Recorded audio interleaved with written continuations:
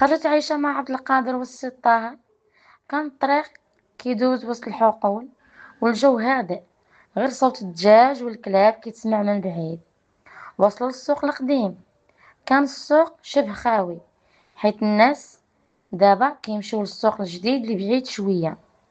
سولو واحد الراجل كبير في السن على الطاحونة، وقال لهم الطاحونة القديمة راه مسدودة من كتر من 15 عام.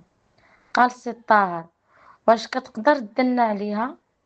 هز الراجل يدو قال: كاينه ورا الواد حدا شجرة التين الكبيرة. مشاو حتى وصلوا. كانت الطاحونة قديمة والحجر ديالها متآكل من سنين، الباب مسدود بقفل مصدي. خرجت عايشة المفتاح، دخلاتو في القفل وهو يتحل الباب. دخلوا بثلاثة بحذر. الغبار كان عامر المكان، وكانت بقايا أكياس الحبوب مرمية في الأرض. بداو كيقلبوا تحت الطاولة ورا الرحى في الصناديق القديمة حتى عيات عيشة. قال عبد القادر: يمكن با كان كيقصد حاجة أخرى.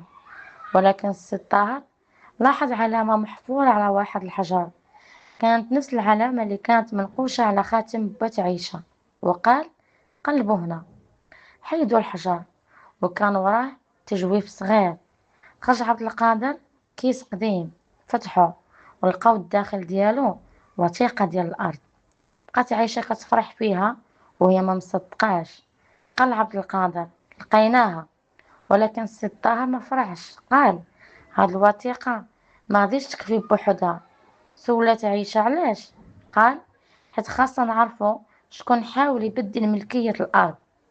وفجأة سمعوا صوت برا.